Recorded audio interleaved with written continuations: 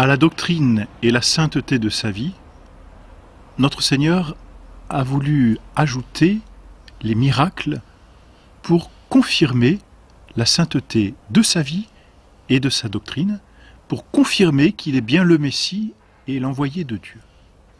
Alors qu'est-ce qu'un miracle? Un miracle, c'est un fait que l'on peut observer, un fait donc sensible, produit par Dieu, en dehors de l'ordre naturel. Il faut pouvoir l'observer et observer que c'est en dehors de l'ordre naturel. Et donc c'est ce côté extraordinaire et en même temps sensible qui fait le miracle. Notre Seigneur a voulu faire des miracles pour bien prouver toute la sainteté de sa doctrine et de sa vie.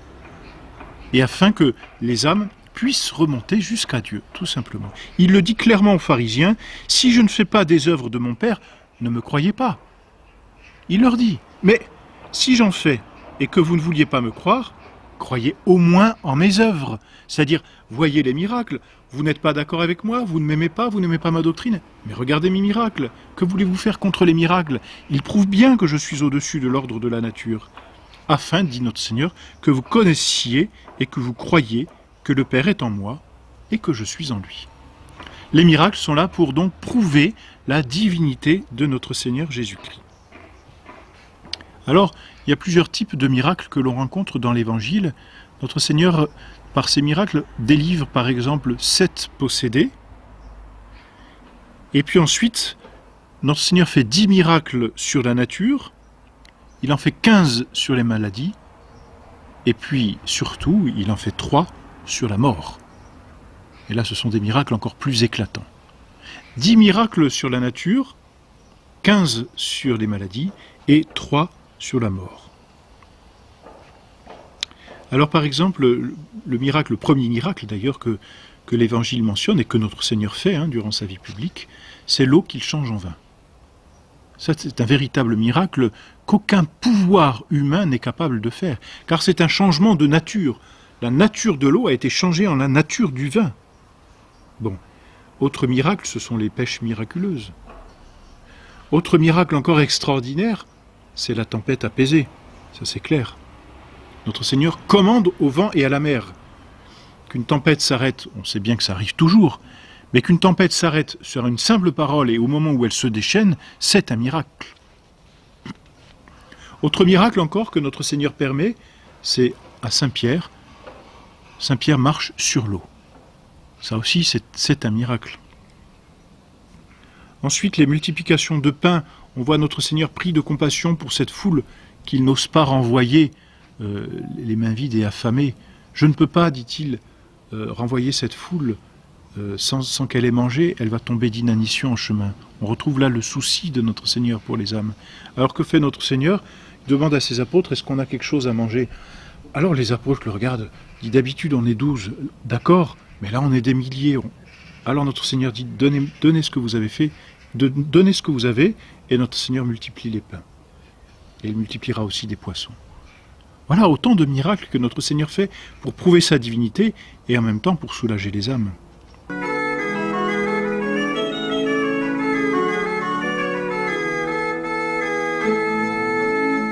Le figuier desséché aussi. Notre Seigneur fait ce miracle sur le figuier desséché qui ne porte pas de fruits. Notre Seigneur passe devant. Alors, il est avec ses 12 apôtres, ils ne sont pas en ligne, n'est-ce pas? Il y a comme une colonne, si l'on peut dire, enfin, ils sont par petits groupes. Notre Seigneur passe devant ce figuier et voit qu'il ne porte pas de fruits. Il maudit le figuier. Et les derniers apôtres qui passent voient ce figuier complètement desséché. Voilà un miracle de notre Seigneur sur la nature. On voit que notre Seigneur par là est maître de la nature, il prouve sa divinité. Ensuite, il y a toutes les guérisons que notre Seigneur opère. Guérison à distance ou alors à proximité, peu importe, il est Dieu. La distance n'a aucune importance pour Dieu. Dieu est dans les cieux. Alors notre Seigneur guérit le fils de l'officier de Capharnaüm. Notre Seigneur guérit la belle-mère de Simon-Pierre, ce qui en fait sourire plus d'un.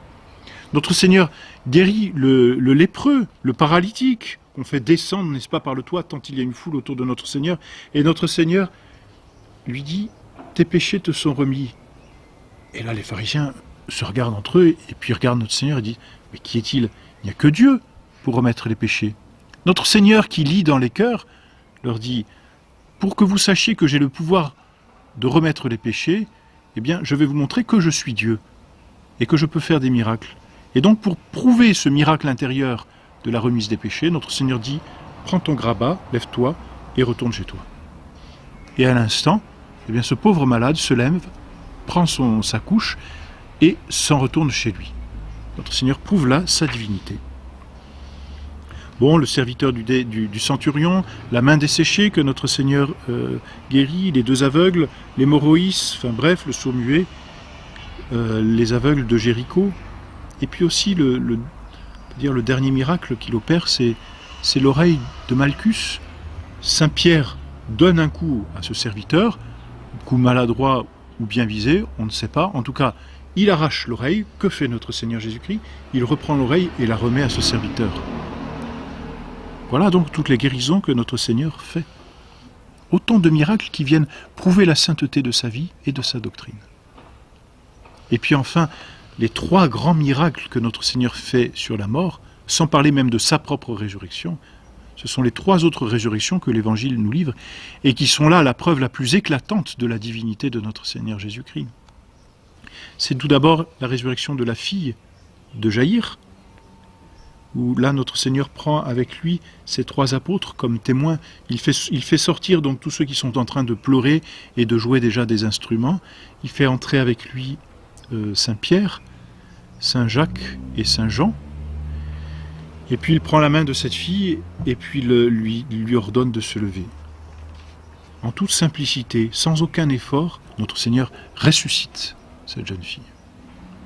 Et puis la fille de la veuve de Naïm, on en a parlé la dernière fois, cette pauvre femme, veuve et qui n'a qu'un fils unique, qui part enterrer donc sans fils, et notre Seigneur voit ce convoi funèbre se diriger vers le cimetière. Pris de compassion, il arrête le convoi, touche le cercueil et dit « Jeune homme, je te l'ordonne, lève-toi ». Et à l'instant, le jeune homme est ressuscité. Et il le rendit à sa mère. Notre Seigneur non seulement prouve sa divinité par là, mais en plus, il réconforte des âmes, l'âme de cette pauvre veuve. Et puis la dernière résurrection que notre Seigneur a opérée, c'est la résurrection de son ami Lazare. On voit ici notre Seigneur et dans son humanité et dans sa divinité. Notre Seigneur aime Lazare. C'est un ami qui lui est cher, très cher. Et lorsque notre Seigneur se rend au tombeau de Lazare, il pleure. Et ensuite, il opère ce miracle de ressusciter Lazare. Alors, Lazare est dans le tombeau, la pierre est déjà fermée, et là, on a la preuve que Lazare est mort, c'est que quand notre Seigneur dit « faites ouvrir la pierre », on regarde notre Seigneur et on lui dit « mais il sent déjà ». Donc, il est bien mort. Notre Seigneur fait rouler la pierre, et là, notre Seigneur ne rentre même pas dans le tombeau, il dit « Lazare, sors de ce tombeau ». Et Lazare sort du tombeau. Voilà donc les grands miracles de la vie de notre Seigneur Jésus-Christ. Et ensuite, tout au cours des siècles, si les saints vont faire des miracles, c'est toujours à la suite de notre Seigneur, et c'est toujours pour prouver la divinité de la doctrine ou la sainteté d'une vie. C'est exactement ce qu'a fait notre Seigneur. Prouver sa divinité, divinité de sa doctrine et de sa sainteté.